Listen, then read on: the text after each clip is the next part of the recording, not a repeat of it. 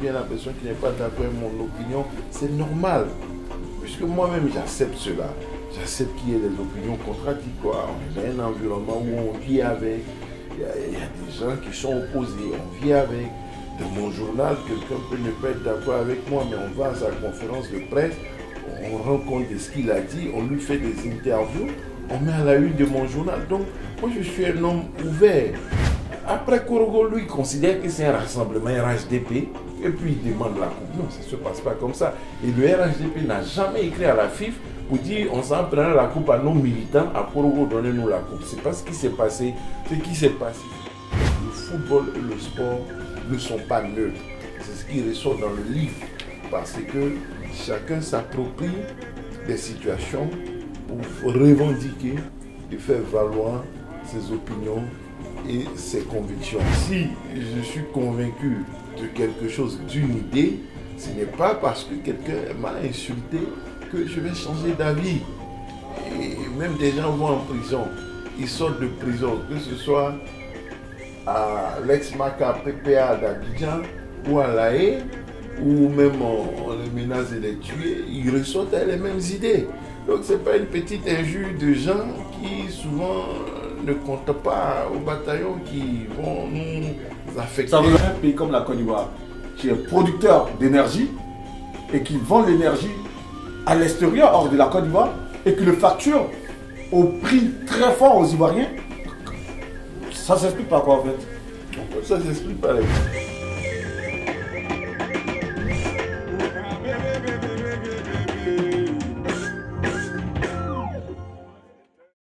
Nous recevons le journaliste M. Alafé Ouakili, journaliste professionnel, fondateur, directeur du groupe de presse L'Intelligence d'Abidjan. C'est à la faveur de la sortie de son troisième ouvrage intitulé Kampuch Foot.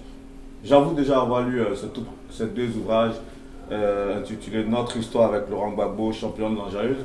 On va en parler brièvement. Et avant, en tout cas, de passer en quelques fractions, on va dire un peu ce que j'ai pu, on va dire, voir un peu dans cet ouvrage. C'est vrai que je l'ai fait rapidement. Hein. J'ai essayé de faire une petite lecture en diagonale. Ce n'est pas en tant que critique littéraire, je le précise tout de suite. C'est vraiment un aîné dans le métier déjà, avant tout, qui nous fait la sympathie de nous recevoir. Bonsoir, monsieur Alafé. Bonsoir, M. Guillaume Vergès.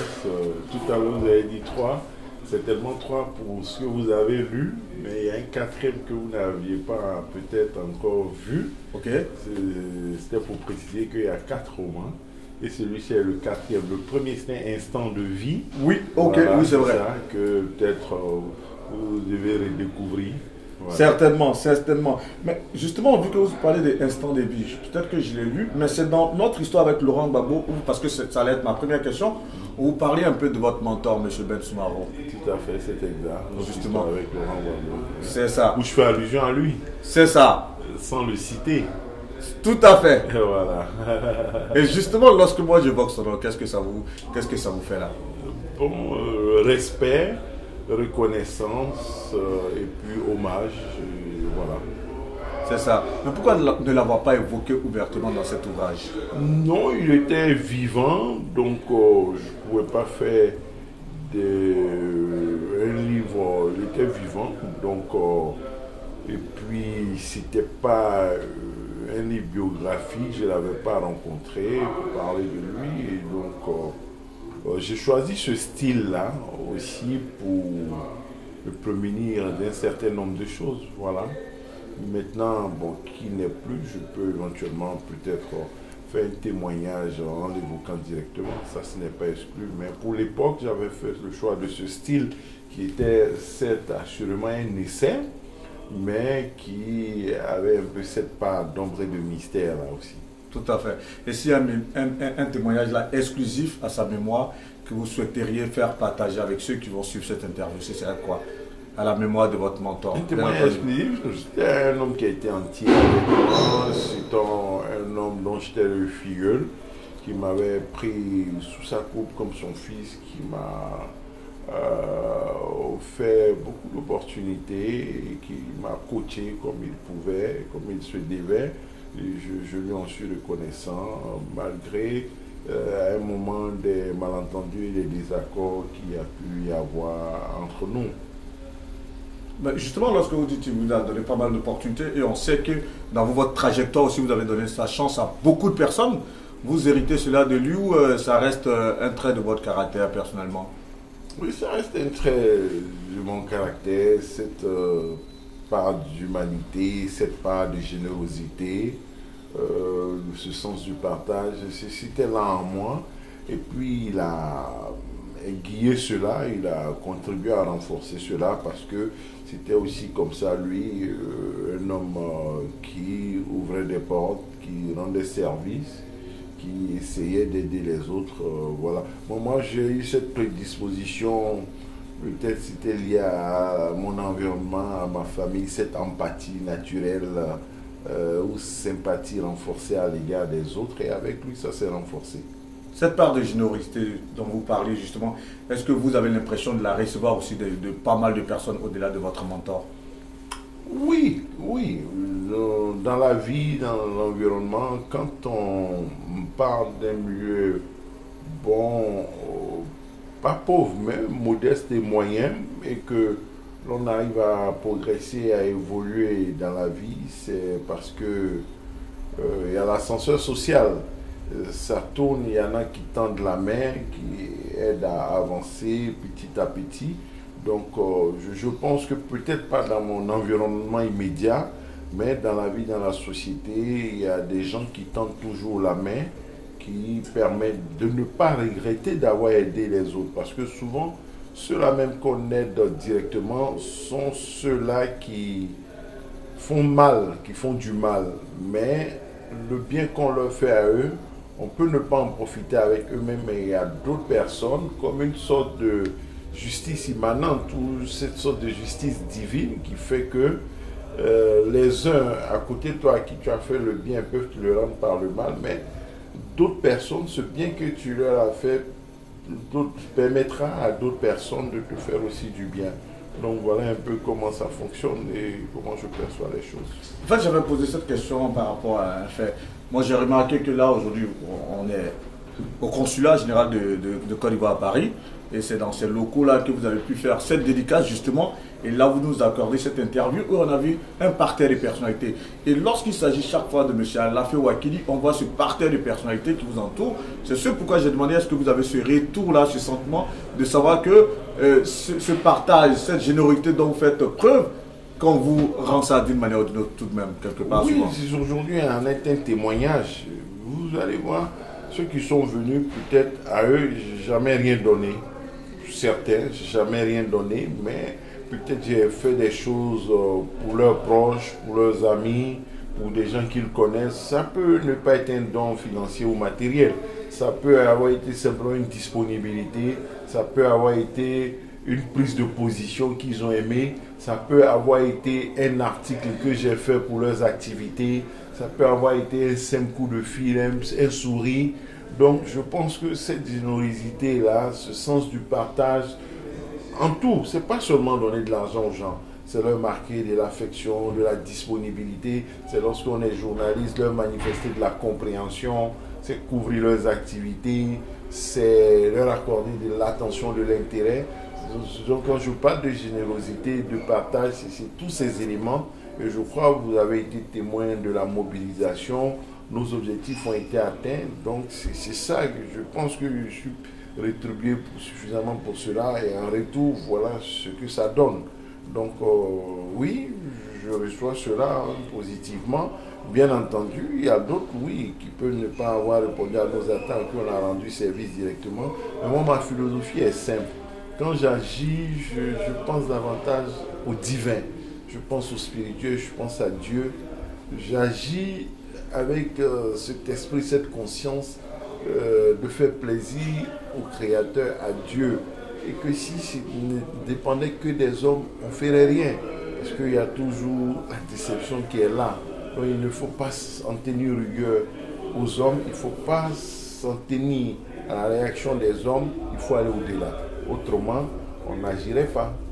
Outre ces valeurs humaines que j'entends bien, quel est le secret de M. Alafe Ouakili de pouvoir toujours savoir régner en tout cas les personnalités politiques de toute obédience, hein, que ce soit au sein du RHDP, que ce soit au sein du PPACI, enfin, on a vu aussi que dans votre parcours de journaliste, forcément, vous avez traversé toutes ces colorations politiques, mais vous avez toujours su pouvoir en tout cas réunir autour de vous toutes ces personnalités politiques. C'est quoi le secret au final? Le secret, je ne sais pas s'il y a un secret, je ne sais pas si c'est le modèle, mon parcours est un modèle parcours, le parcours idéal.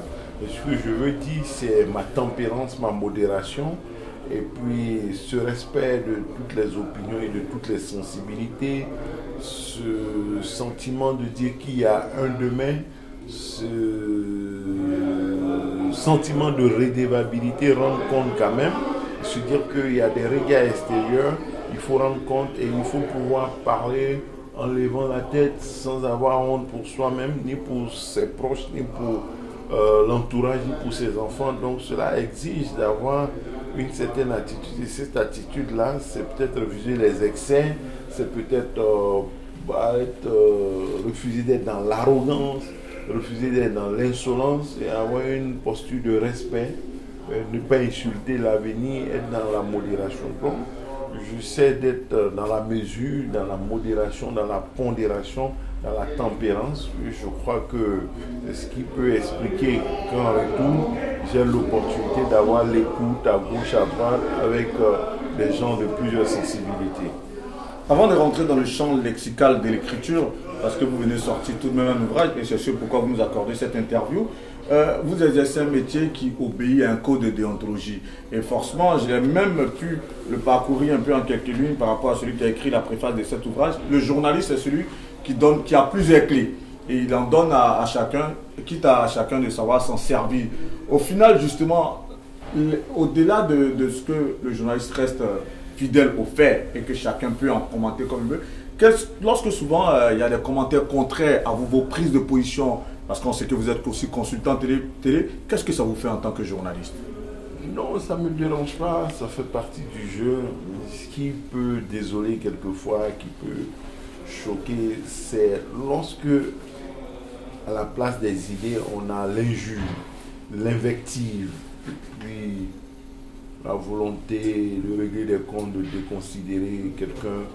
C'est tout. C'est ça le problème qui dérange, qui pose difficulté. Sinon, si moi je dis que X a raison d'avoir fait cela, si mon interlocuteur ou si un téléspectateur estime que non, la personne n'a pas raison, c'est normal.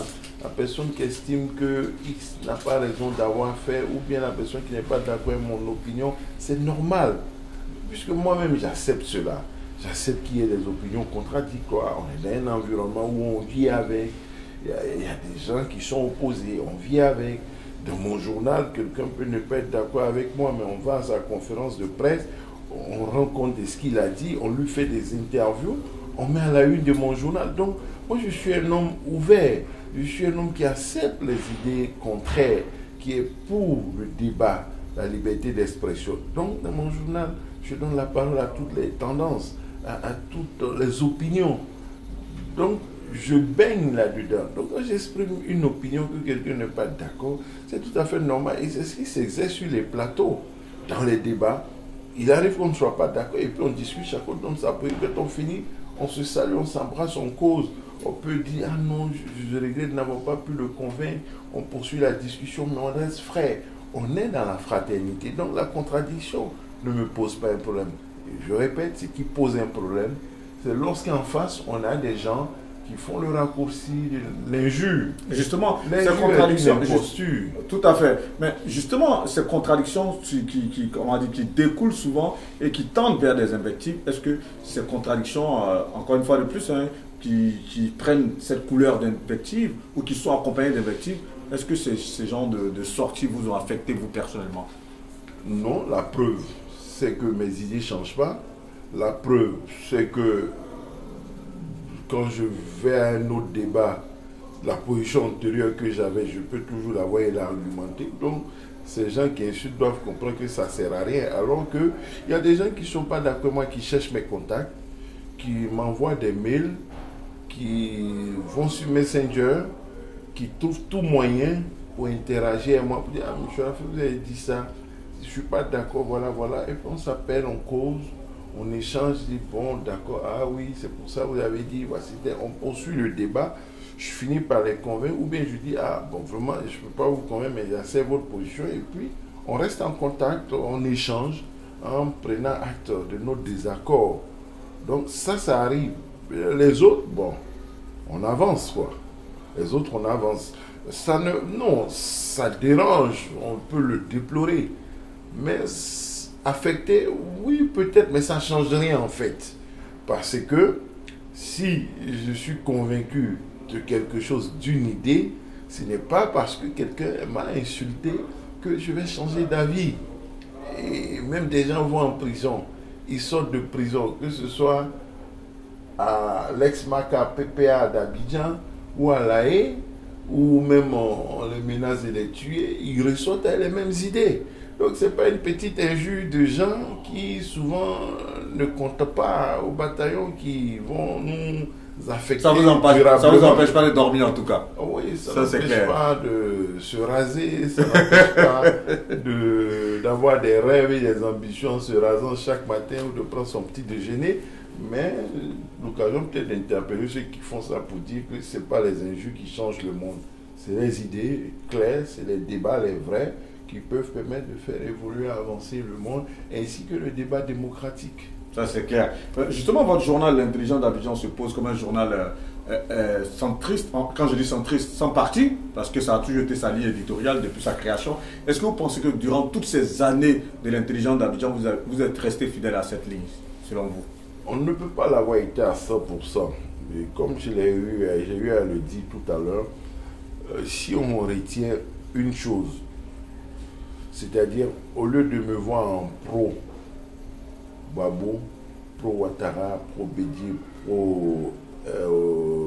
pro ceci ou pro cela, il faut plutôt me voir en pas anti. Si on retient cela, on verra que je suis resté constant à cela. C'est-à-dire je ne suis pas anti-Ouattara et je l'assume. Pourquoi on veut que je sois anti-Ouattara, que je sois contre Ouattara? Je ne suis pas anti-Babou et ça, je l'assume. Je ne suis pas anti-Bédié et ça, je l'assume. On peut faire quelques critiques sur Bédié souvent, mais je ne suis pas anti-Bédié. On peut faire quelques critiques sur Pépé Assigné et Babou, mais je ne suis pas anti-Pépé Assigné, anti-Babou. Je fais quelques critiques sur Guillaume Soro, je ne suis pas anti-Soro, sur Bédié, je suis tout le monde. Donc, ce que je revendique être ou n'être pas, et que je ne suis pas anti quelqu'un. Si je suis pro quelque chose, comme diraient les autres, je suis pro Côte d'Ivoire et pro Afrique. Juste sous ce temps-là, je suis dans une constance et une cohérence pas possible. Maintenant, ceux qui voudront d'autres grilles de lecture, d'autres paramètres d'évaluation, pourraient ne pas être d'accord, je leur en donne acte, mais moi je pense que je suis dans une constance, dans une cohérence et j'ai toujours plus ou moins maintenu ces positions-là, tout en ayant aussi des lignes rouges par rapport à un plan de carrière que je me suis fixé. Parfait. On va s'intéresser à CAN Push Foot, du coup d'éclat du moins au coup d'état. Justement, là vous êtes dans un pays imaginaire que vous avez nommé Miroiri. Sur le plan narratif, on voit que, sur le plan narratif, c'est vrai, j'essaie de survoler un peu comme je l'ai dit tout à l'heure. Est-ce que dans la narration, vous parlez seulement que de foot ou vous parlez d'autre chose? C'est clair, je ne parle pas que de football, je parle de la politique à travers le football. Et comme c'est écrit dans le résumé, moi je parle d'une idée, d'une interrogation, ou du moins d'une thèse, une interrogation qui aboutit à une thèse. L'interrogation, est-ce que le sport pour le football peut être neutre? Et ça part de l'idée que non, il n'est pas neutre. Quelle que soit la position qu'on prend, ou même en disant qu'on est neutre, cette neutralité est une prise de position par rapport à quelque chose. Ce refus de se prononcer sur les questions politiques et de dire qu'on ne se mêle pas de politique revient à prendre une position, en fait, qui devient partisane. Et donc, elle n'est jamais neutre, cette position. Le football et le sport ne sont pas neutres. C'est ce qui ressort dans le livre, parce que chacun s'approprie des situations pour revendiquer et faire valoir ses opinions et ses convictions. Mais justement, outre ce postulat, en termes de plan axiologique, quel message vous voulez renvoyer ici au public à travers cet ouvrage? Le message à renvoyer, c'est de dire justement qu'il ne faut pas dissocier la valeur du football, la fonction du football et du sport de sa fonction politique, de sa dimension politique. Le football pur, le sport par lui-même n'est jamais crédible, n'est jamais crédible et acceptable sans l'intégrer dans un contexte idéologique et politique. La preuve, le football est un instrument qui est manipulé à des fins politiques. Lorsqu'il y a des victoires et lorsqu'il y a des défaites, il y a aussi de l'impact politique. Vu qu'on en parle, allez-y. Oui. Pourquoi cette dimension n'est pas assumée pleinement et pourquoi ne pas en faire usage comme on fait usage de tous les autres instruments à disposition des uns et des autres pour réguler la vie sociale, la vie politique, peut-être la vie économique dans les pays. Avant de revenir dans l'ouvrage, justement, vu que vous l'avez dit tout à l'heure, du moment où on ne peut pas dissocier le football, comme vous l'avez dit, de la vie politique, comment est-ce que vous interprétez le fait que, justement, un parti politique puisse brandir la Coupe d'Afrique à des fins, on va dire, des rassemblements, et que cela soit refusé aussi à un autre parti politique qui, somme toute, je crois, a dû faire un courrier pour demander cette même coupe? Quel commentaire vous en faites? Non. Justement, moi, ma position sur la question était simple. Mon commentaire, c'est que c'était un meeting, on peut ne pas accepter. C'était un meeting d'hommage au président de la République. Ce n'était pas un meeting partisan. C'est un meeting d'hommage au président de la République. Et tous les partis politiques, quand ils sont au pouvoir, ont eu à avoir cette posture et cette explication. C'est un meeting au président de la République. Actuellement, la coupe est encore à Kong, dans le nord. Et qu'est-ce qui s'est passé? C'est le conseil régional de Tchologo qui reçoit la coupe et qui écrit à des leaders politiques, à des partis politiques pour dire la coupe est là, mobilisée pour qu'on rassemble la population pour lui présenter la coupe. Il s'est trouvé que à Korogo, ce parti politique, lorsque la coupe est arrivée là-bas, il avait un événement d'hommage au chef de l'État et il a profité de cette cérémonie pour présenter la coupe à un plus grand public par rapport à ce qui se faisait dans les communes, dans les mairies. On va, on donne la coupe au maire, il réunit son conseil municipal, on fait venir 100, 200 personnes, on monte la coupe, on fait venir 300 personnes. Bon, il n'y a pas eu de polémique, mais les gens devraient s'interroger avant Korogo. Vous dites, mais la coupe de tous les Ivoiriens, vous allez à Cocody, le maire reçoit avec 100 personnes. Mais il n'y a pas que 100 personnes à Cocody, on fait comment? La coupe était reçue de façon confidentielle, il y avait des privilégiés. Pourquoi il ne s'est pas trouvé des Ivoiriens avant Korogo pour réfléchir et il faut attendre Korogo pour qu'un parti politique écrive pour demander la coupe? Ce parti aurait été crédible, intéressant, applaudi si avant Korogo, il avait demandé la coupe. Après Korogo, lui, considère que c'est un rassemblement RHDP et puis il demande la coupe. Non, ça ne se passe pas comme ça. Et le RHDP n'a jamais écrit à la FIF pour dire on s'en prendra la coupe à nos militants, à Korogo, donnez-nous la coupe. C'est pas ce qui s'est passé. Ce qui s'est passé, c'est qu'il y a des élus à Korogo, le maire, le député, le conseil régional du Poro, qui est dirigé par Sarasoro, fidèle, qui reçoit la coupe. Et puis eux, pour la circonstance, ils ont un meeting d'hommage au chef de l'État. Ce n'est pas un meeting RHDP. En leur qualité d'élus, ils sont élus de toute la population. Le président du conseil régional, comme le maire de Cocody, qui est un élu PDCI, il est le maire de toute la population de Cocody. Mais le maire de Cocody, il aurait pu décider de montrer la coupe quand il est venu chez lui à Cocody au stade de l'université ou au stade de Blocos et puis demander aux populations de venir. Mais est-ce qu'il est possible de dire, comme le maire est PDCI, il allait donner aux gens du PDCI? Bien entendu que quand le maire mobilise là, tout le monde va venir, mais vous allez être d'accord avec moi que davantage de militants PDCI viendront. Ce sont ces électeurs. Tout à fait. Ils seront plus nombreux que peut-être les militants PPACI, que peut-être les militants proches de Blé Goudé et Simon Gbagbo ou les militants RHDP. Donc c'est des évidences. Moi je pense que il n'y a pas lieu de polémiquer sur cet aspect des choses-là. Mais outre la polémique, comment vous avez trouvé un peu le fait que, après le fait qu'on ait présenté ce trophée à Korogo, que le PPACI écrive pour demander le trophée? Comment est-ce que vous avez trouvé ça? J'estime qu'il devait écrire avant Korogo. Mais s'il avait ce besoin-là, il devait écrire avant Korogo, parce que de mon point de vue, oui, ce n'est pas une manifestation RHDP à Korogo. Un. Et deux, le PPACI a des maires. Le maire de Lakota est un jeune, il est maire de Lakota. En sa qualité de maire, la coupe ira à Lakota. Lui, il est PPACI. Mais vous ne trouvez pas ça un peu amusant que les partis politiques se mettent soit là à se faire un jeu de ping-pong sur une histoire de trophée, alors que les Ivoiriens ont beaucoup plus de problèmes, beaucoup plus graves que ça? Mais non, bon, ça, écoutez, il y a un ping-pong sur tout. Hein. Il y a un ping-pong sur la question CIE, électricité.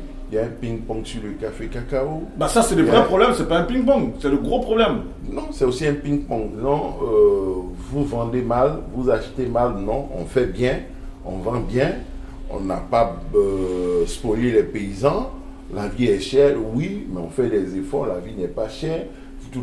Donc, vu que vous en parlez justement, un pays comme la Côte d'Ivoire, qui est producteur d'énergie et qui vend l'énergie à l'extérieur, hors de la Côte d'Ivoire, et que le facture au prix très fort aux Ivoiriens, ça s'explique par quoi en fait?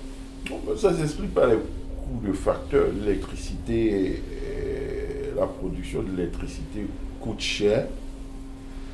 Mais on n'en a pas assez suffisamment pour nos besoins internes. Pourquoi est-ce qu'on s'évertue à vouloir vendre? Non, vous savez, ça a été souvent expliqué, mais je pense que c'est un débat qui n'est pas nouveau.